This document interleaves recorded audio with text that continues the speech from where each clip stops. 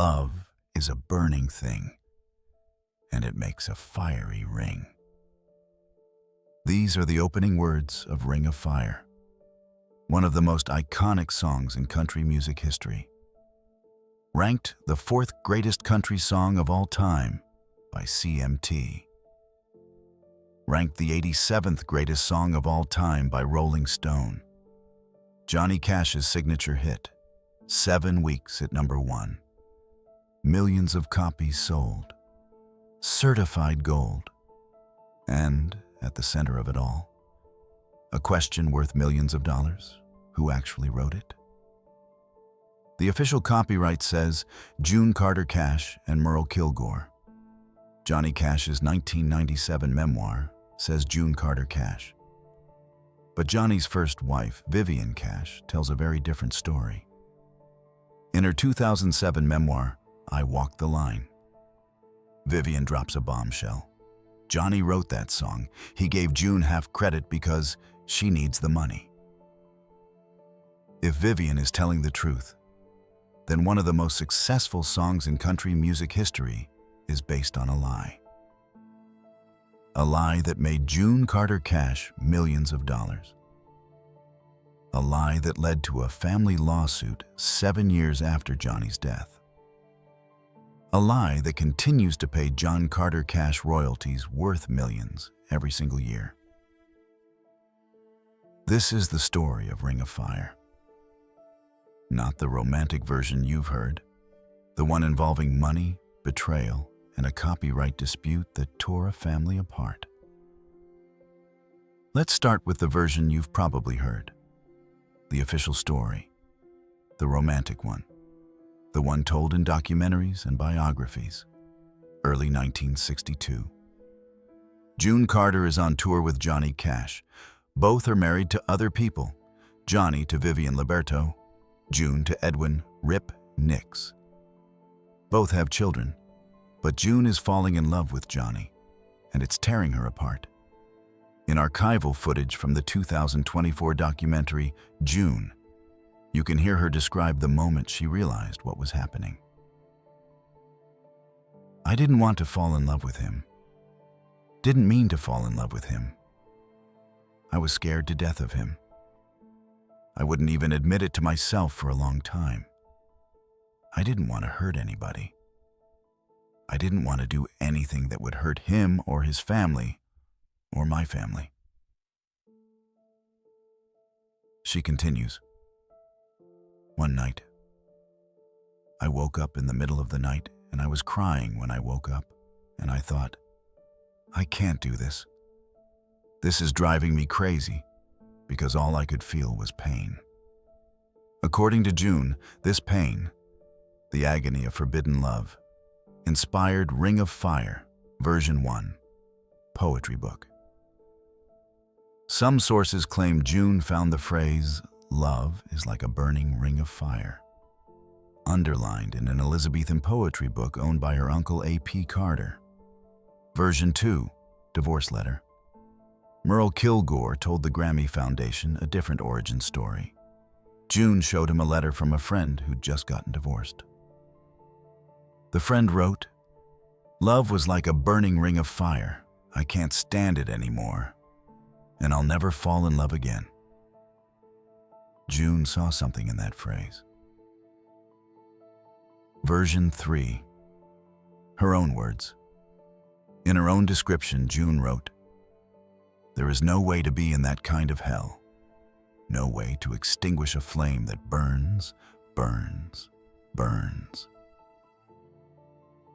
However the phrase originated, June and Merle Kilgore worked together to craft it into a song. When June's sister, Anita Carter, needed one more song for her upcoming album, June and Merle rushed to finish Ring of Fire, October 24th, 1962. Anita records Love's Ring of Fire in the studio. Mercury Records releases it as a single. It flops. Johnny Cash, desperate for a hit after years of declining chart performance, hears Anita's version. He loves the song. He wants to record it immediately, but he waits. He tells Anita he'll give her version 5 or 6 months to see if it becomes a hit. It doesn't. March 25th, 1963. Johnny Cash records his own version. He adds something Anita's version didn't have: mariachi-style trumpets. Johnny claimed he heard the trumpets in a dream. The brass sound had recently been popularized by Herb Alpert's The Lonely Bull in 1962. Mother Maybelle and the Carter sisters sing harmony. Johnny tweaks a few lyrics from Anita's version, and the song explodes. 1 on the country chart for 7 weeks, 17 on the Billboard Hot 100. One of the biggest hits of Johnny Cash's career. The song that saved him. June Carter and Merle Kilgore are credited as songwriters. They split the publishing royalties 50-50. And those royalties? They're worth millions. That's the official story. Beautiful, romantic, perfect. Except Vivian Cash says it's a lie.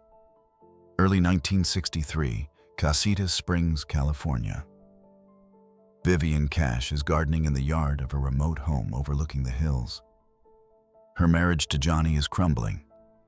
He's on tour 300+ nights a year. He's high on pills constantly. She knows about the affair with June Carter. Johnny comes outside. He has something to tell her. Here's how Vivian describes the moment in her 2007 memoir, I Walked the Line, My Life with Johnny. One day in early 1963, while gardening in the yard, Johnny told me about a song he had just written with Merle Kilgore and Curly Lewis while out fishing on Lake Casitas. I'm going to give June half credit. 2007 memoir, I Walked the Line, My Life with Johnny.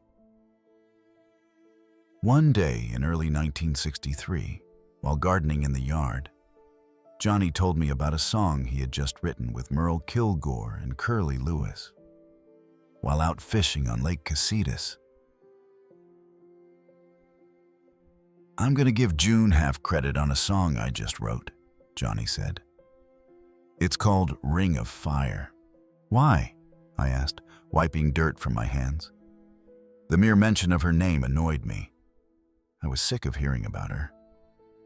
She needs the money, he said, avoiding my stare. And I feel sorry for her. Vivian continues. I was so naive and trusting. The idea made me uncomfortable, but I didn't argue about it. I still believed everything Johnny told me. Then she drops the real bombshell. To this day, it confounds me to hear the elaborate details June told of writing that song for Johnny. She didn't write that song any more than I did. The truth is, Johnny wrote that song while pilled up and drunk about a certain private female body part. Wait, what? Let me repeat that. About a certain private female body part. Vivian is claiming 2 things. Johnny Cash wrote Ring of Fire, not June Carter. The song isn't about forbidden love. It's about something else entirely. Vivian writes, all those years of her claiming she wrote it herself, and she probably never knew what the song was really about. If Vivian is telling the truth, the entire Ring of Fire story is a fabrication. June didn't write it. The romantic meaning is false. Johnny gave her credit out of pity because she needed the money. Let's talk about exactly how much money we're discussing here. Ring of Fire isn't just a hit song. It's a money printing machine that's been running for 62 years. Here are the numbers. Initial success, 1963. 1 on country charts for 7 weeks. 17 on Billboard Hot 100 top single of 1963 for Johnny Cash. Career-defining hit. Gold certification, January 21st, 2010. Certified gold by RIA. 1.2 million plus. Paid downloads by September 2010. This is just digital downloads, not including physical sales. Millions. Radio plays, decades of airtime, streaming, continuous revenue. Current value. According to estate planning lawyers who analyzed the Cash estate, Johnny Cash's estate at Sheth 2003, $60 to $100 million, current value 2025, $300+ million. Ring of Fire equals significant portion of that growth every time Ring of Fire plays on Spotify, Apple Music, YouTube Music equals royalty payment, on radio equals royalty payment, in a movie, TV show, commercial yields licensing fee. As a cover version equals mechanical royalty. Who gets paid? According to the official copyright, June Carter Cash, 50%, and Merle Kilgore, 50%. But wait, they're both dead. June died May 15, 2003. Merle Kilgore died in 2005. Johnny died September 12, 2003. So where does the money go now? This is where it gets really complicated. Johnny's estate distribution. When Johnny Cash died, his will directed majority of wealth. John Carter Cash, his son with June, $1 million each. Roseanne, Kathy, Cindy, Tara, his daughters with Vivian. Ring of Fire royalties. Because June Carter is listed as co-writer, her 50% share of Ring of Fire went to her estate. June and Johnny only had one child together, John Carter Cash.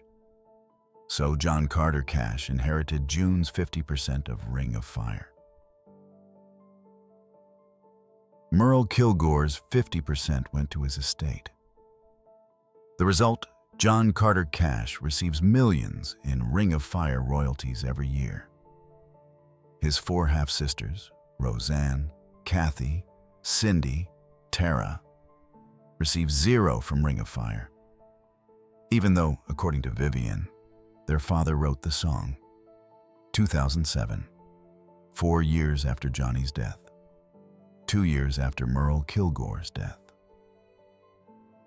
Roseanne, Kathy, Cindy, and Tara Cash hire California lawyer Eric Bjorgum, an intellectual property expert. They're investigating why they never received royalties from Ring of Fire. According to the Irish Examiner, Roseanne Cash and her sisters claim not to have received money, estimated to be millions of dollars, from publishing rights to the song. Lawyer Eric Bjorgum tells the New York Daily News, his only son, John, has received the lion's share from Ring of Fire. The basis of their claim. Their mother Vivian's memoir, published in 2007, states that Johnny wrote the song and gave June credit out of charity. If true, Johnny owned the song initially. He could have willed it to all 5 of his children equally. Instead, by putting June's name on the copyright, the royalties went exclusively to June's heir, John Carter Cash. The sisters argue this was never Johnny's intention. They believe Johnny gave June credit as a temporary gesture. She needs the money, but never intended to permanently disinherit his 4 daughters from one of his biggest hits. Counter-argument from the Cash estate. A lawyer for the Cash estate responds, "We find it noteworthy that their authorship has been unchallenged for over 40 years and was only questioned after the deaths of Kilgore and the Cashes." Translation: You waited until everyone was dead to complain. Why didn't you sue when they were alive? The legal problem.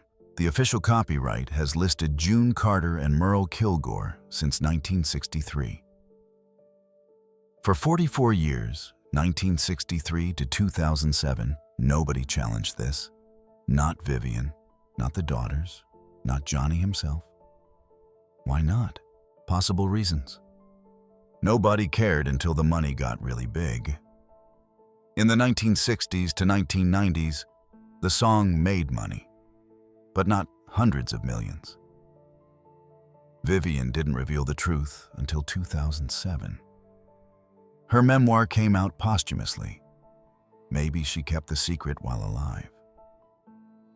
The daughters didn't know. Maybe Vivian never told them during Johnny's lifetime. They couldn't prove it. Without documentary evidence, letters, contracts, recordings of Johnny saying he wrote it, they had no case. The outcome. The daughters lost the lawsuit. The copyright remains. June Carter Cash and Merle Kilgore. John Carter Cash continues to receive the lion's share of Ring of Fire royalties, estimated value, millions of dollars per year. So who's telling the truth? Let's examine the evidence for each version. Evidence for June. Writing it, 1. Official copyright, 1963. Lists June Carter and Merle Kilgore as songwriters. This has legal weight. Anita Carter recorded it first. Love's Ring of Fire appeared on Anita's album in December 1962. If Johnny wrote it, why would he let Anita record it first? Why would he wait months for her version to fail before recording his own? June's consistent story. Throughout her life, June told the story of writing it about falling for Johnny. She gave multiple interviews describing the painful inspiration. 4. Merle Kilgore confirmed it. Merle, the co-writer, never disputed June's authorship. He told the Grammy Foundation about working with June on the song. If it was a lie, why would Merle go along with it for 42 years? 5. Johnny's 1997 memoir. In Cash, Johnny praises June as one of the most neglected artists in country music. He credits her with writing Ring of Fire and lists her other songs. Gone. A Tall Lover Man. If Johnny actually wrote it, why lie in his own memoir? Evidence for Johnny. Writing it, 1. Vivian's detailed account. She describes the exact conversation. Johnny told her he wrote it with Merle Kilgore and Curly Lewis while fishing on Lake Casitas. Why would she make this up? 2. The "she needs the money" quote. This is specific, detailed, and it fits Johnny's pattern of generosity. Johnny was known for helping people financially. 3. June's different versions. Multiple sources note that June told different versions of how she wrote the song throughout her life. The poetry book story, the divorce letter story, her own inspiration story. Why the inconsistency? 4. June never wrote another hit like it. If June was such a talented songwriter, why is Ring of Fire her only major hit? She's credited on a few other songs, Gone, A Tall Lover Man, but nothing close to Ring of Fire in success. The private female body part claim. Vivian says the song is about something sexual, not romantic. Supporting evidence. Merle Kilgore would mock dedicate the song to the makers of Preparation H, hemorrhoid cream, in concerts. In 2004, Kilgore approved using Ring of Fire for a Preparation H commercial. Would he do that if it was June's heartfelt song about forbidden love? What about Merle Kilgore? Here's the missing piece. Merle Kilgore's role is unclear. Possibility 1. June and Merle co-wrote it equally. Possibility 2. Johnny and Merle co-wrote it, then added June's name for money reasons. Possibility 3. Merle wrote most of it. June and/or Johnny contributed. Merle died in 2005 without ever clarifying his exact contribution. Did he write the melody? The lyrics? Both? We don't know. 2004, 1 year after Johnny and June's deaths, a TV producer named Sula Miller has an idea. She's listening to Ring of Fire on the radio while suffering from hemorrhoids. She thinks, this song would be perfect for a Preparation H commercial. She contacts an advertising agency. The agency approaches the Cash family and Merle Kilgore about licensing Ring of Fire for a hemorrhoid relief product. Merle Kilgore thinks it's hilarious. He approves the idea immediately. This makes sense because Merle had been making hemorrhoid jokes about the song for years. When performing Ring of Fire in concerts, Kilgore would often dedicate it to the makers of Preparation H. Think about that. If Ring of Fire was June Carter's heartfelt song about the pain of forbidden love for Johnny Cash, would Merle Kilgore dedicate it to hemorrhoid cream? Would he think a hemorrhoid commercial was funny? Or does this suggest the song was actually about something more anatomical? The Cash family's response. Roseanne Cash, Johnny's eldest daughter, is furious. She immediately blocks the commercial. In a statement, she says, "There is no way we will ever let that happen.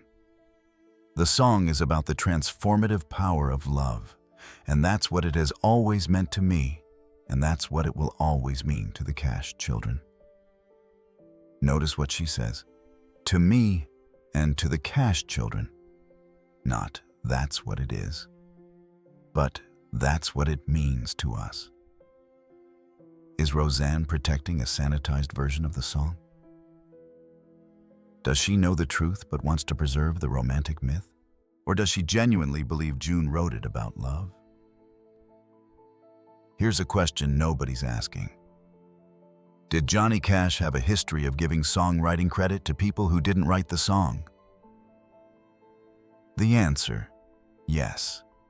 Example 1. I Walk the Line. Johnny wrote this in 1956 about staying faithful to Vivian while on tour. The official story, Johnny wrote it alone. But some sources claim Vivian contributed to the lyrics, particularly the concept of walking the line between temptation and fidelity. She never received credit. Example 2. Various songs credited to John R. Cash and co-writer. Throughout his career, Johnny co-wrote songs with band members, friends, and family. Some of these collaborations were genuine. Some were Johnny's way of sharing money. Musicians who worked with Johnny have said he would add people's names to songs to help them out financially. This was common in the 1960s music industry. Artists would give credit to struggling songwriters who needed money.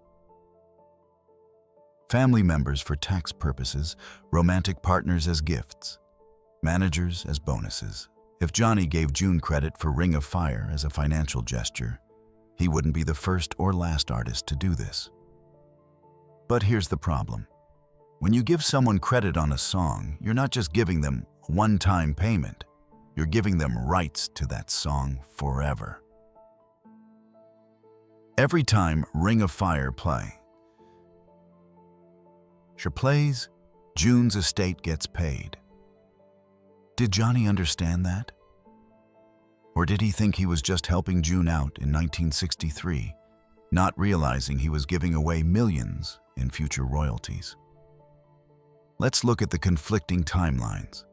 Vivian's version, early 1963.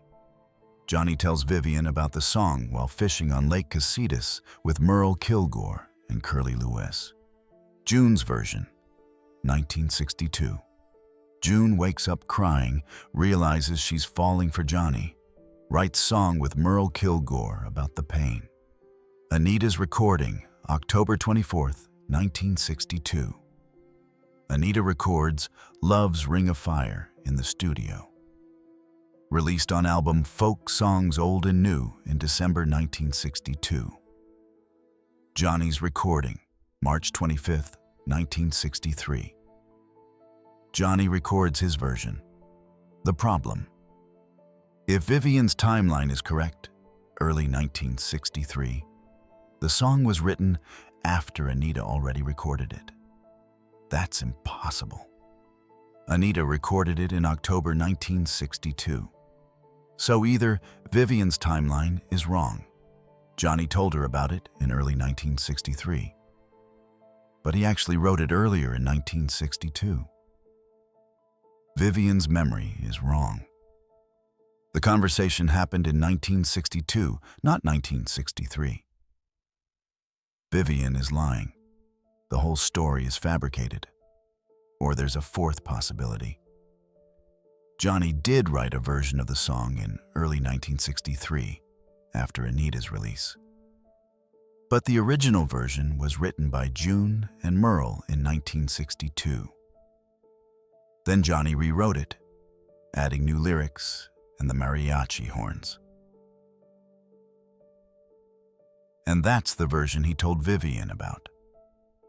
In this scenario, June and Merle wrote the original, October 1962.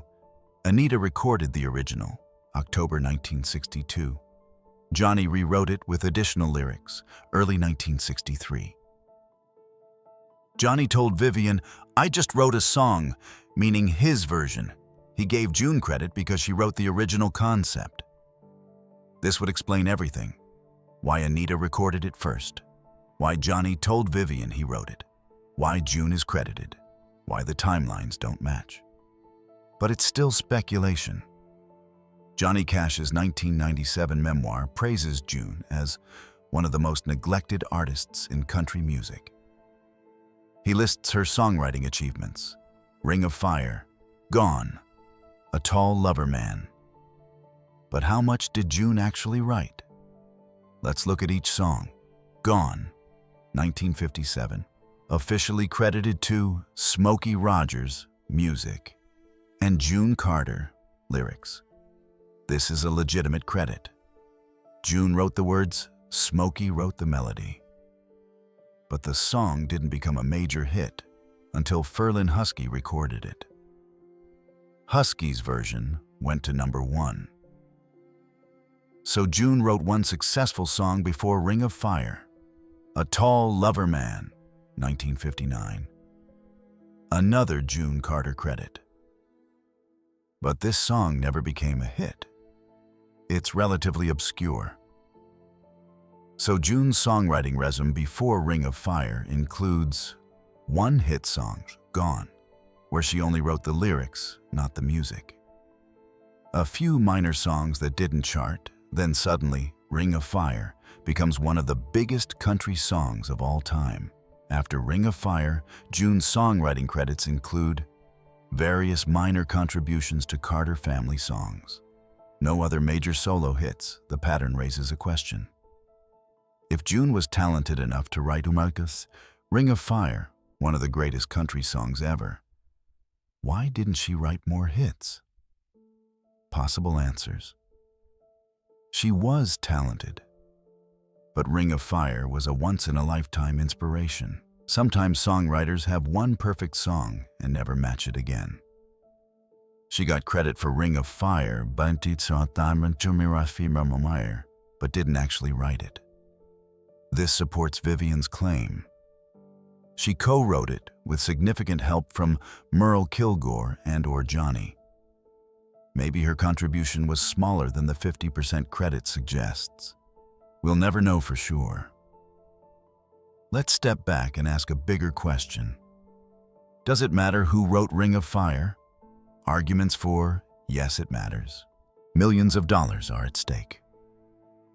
John Carter Cash receives royalties that should arguably go to all 5 of Johnny's children. June's legacy is based partly on writing this song. If she didn't write it, her artistic reputation is inflated. Truth matters. If Vivian is telling the truth, the public deserves to know. Copyright law requires accurate credits. If someone is credited for work they didn't do, that's fraud. Arguments for, no, it doesn't matter. The song's meaning is what matters, not who wrote it. Whether June or Johnny wrote it, Ring of Fire has brought joy to millions. All parties are now dead. June, Johnny, Merle, and Vivian are all gone. Why dig up old conflicts? The copyright is settled. It's been 62 years. The legal system has ruled. Move on. Family drama shouldn't be public. This is between the Cash children. It's not our business. My personal take. It matters because it involves millions of dollars and children who are still alive. Roseanne, Kathy, Cindy, Tara, they're still here. They lost a lawsuit over their father's song. John Carter Cash inherited millions from a song his father may have written, but gave credit to John's mother. That's not just history. That's ongoing financial inequality. Ring of Fire isn't the only song with disputed authorship. In fact, copyright battles over famous songs are more common now than ever. Some recent examples. Blurred Lines, 2013. Robin Thicke and Pharrell Williams were sued by Marvin Gaye's estate. The estate claimed Blurred Lines copied Gaye's Got to Give It Up. Result? Thicke and Williams lost. Ordered to pay $5.3 million. Stairway to Heaven, 1971. Led Zeppelin was sued in 2014 by the estate of Randy, California, Spirit. The estate claimed Stairway copied Spirit's Taurus. Result? Led Zeppelin won, but the case took years. Dark Horse, 2013. Katy Perry was sued by Christian rapper Flame. Flame claimed Dark Horse copied his song Joyful Noise. Result? Jury sided with Flame, awarded $2.8 million, later overturned. Shake It Off, 2014. Taylor Swift was sued by songwriters who claimed she copied their song Playa's Gone Play. Result? Case dismissed, then refiled, then settled. What do these cases teach us? Copyright law is messy.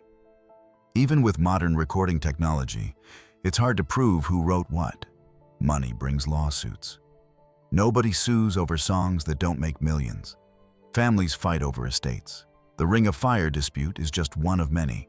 Once someone's dead, the truth gets harder to find. Living people can testify. Dead people can't defend themselves. Ring of Fire is a 1960s version of these modern battles. The difference? In 1963, there was less documentation, no emails, no text messages, no detailed studio logs, just people's word against each other. And now all those people are dead. John Carter Cash, the sole heir to Ring of Fire royalties, has rarely spoken about the controversy, but here's what we know about his position. 1. He defends his parents' authorship. When the Preparation H commercial was proposed, John sided with Roseanne and his half-sisters in blocking it. This suggests he believes the song is about the transformative power of love, as Roseanne said. 2. He's protective of June's legacy. John has produced documentaries and books, some books about his mother. He presents her as a talented songwriter and performer. He has never acknowledged Vivian's claims. 3. He benefits financially.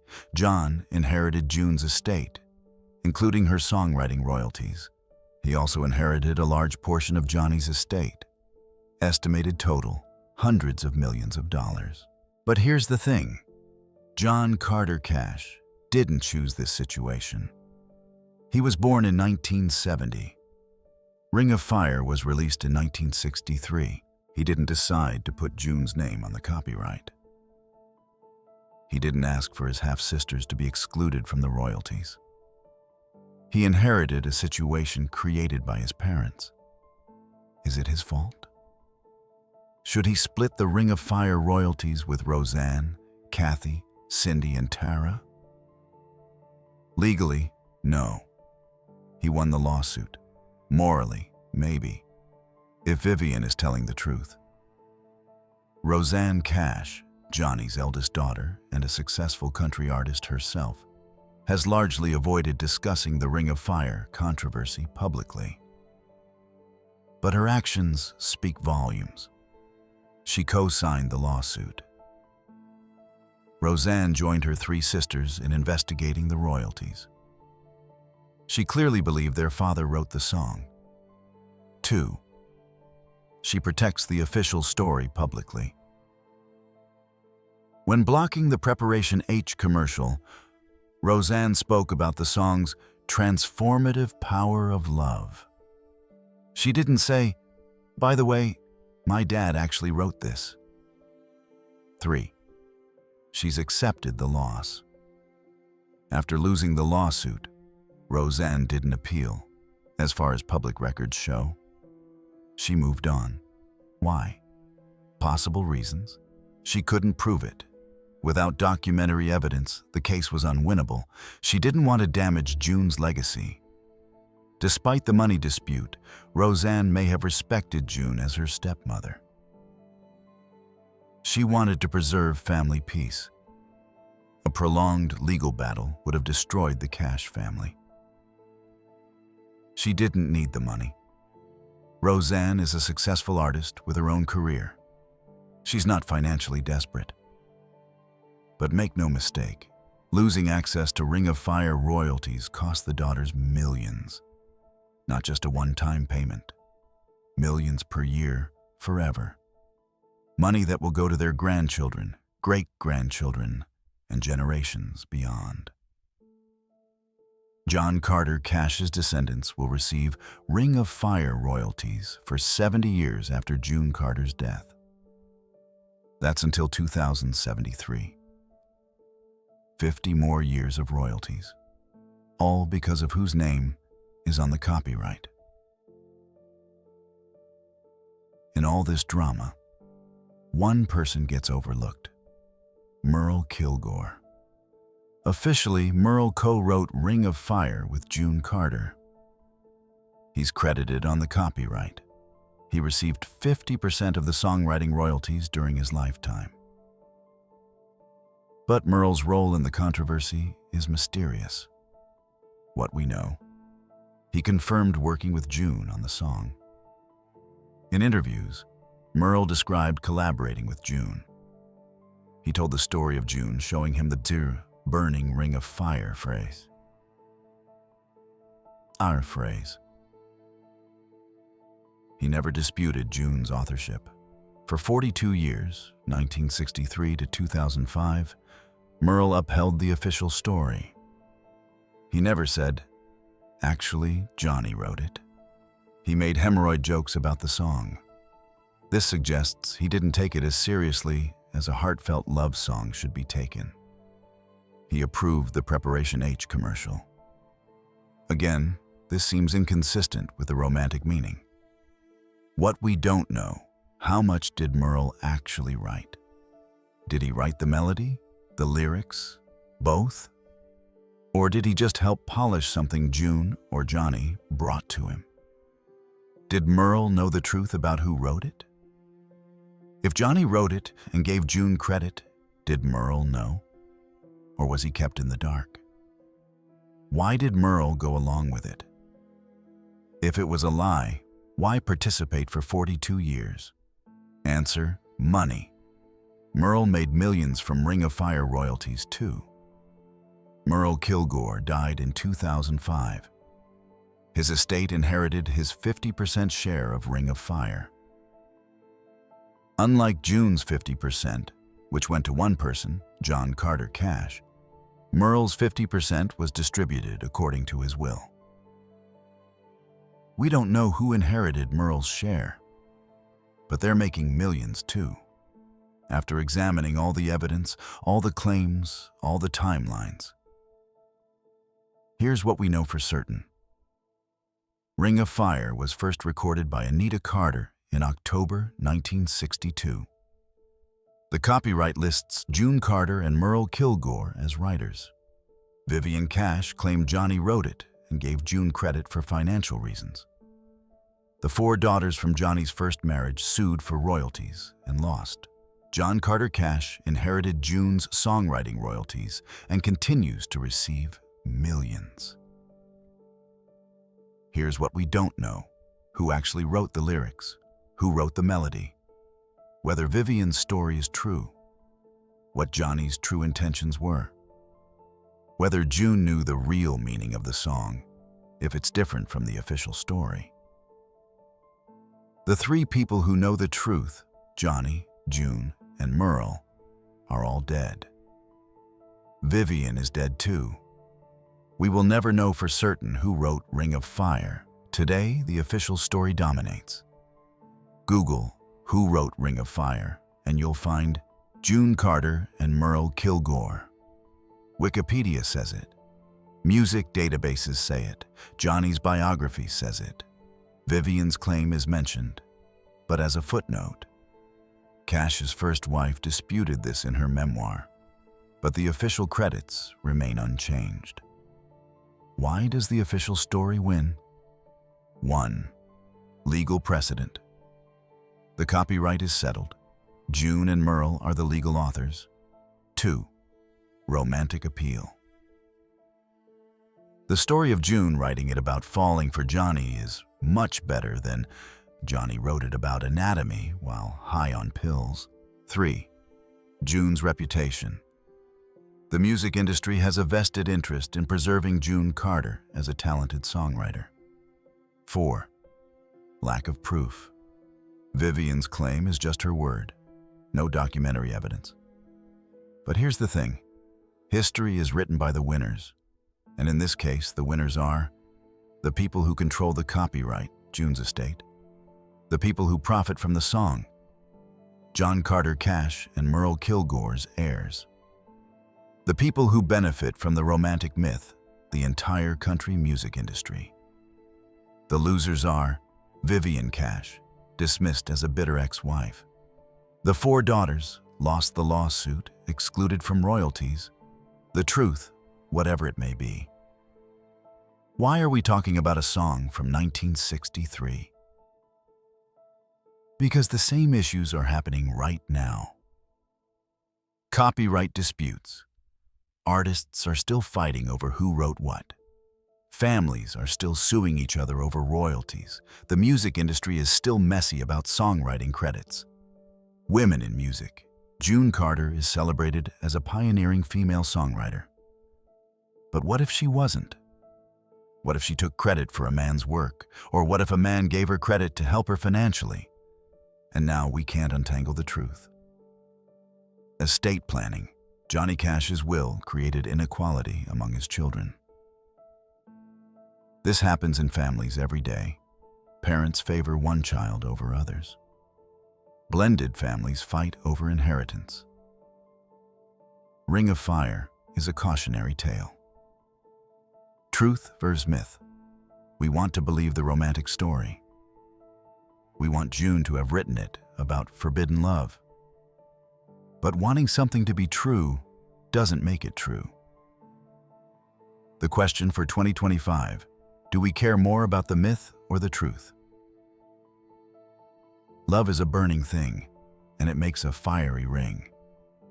62 years later, Ring of Fire is still Fire is still burning, still playing on the radio, still generating royalties, still causing family conflict. 3 versions of who wrote it. Version 1. June Carter and Merle Kilgore wrote it together. June's heartfelt song about falling for Johnny. Beautiful, romantic, official. Version 2. Johnny Cash wrote it and gave June credit because she needs the money. Vivian's bombshell claim. financial manipulation, bitter truth. Version 3, some combination of all three. Co-writing is messy, contributions unclear, truth lost to time. We'll never know which version is true, but we know this: millions of dollars are at stake. 5 children with different financial outcomes, one song that changed everything, and a question that will burn forever. Who really wrote Ring of Fire?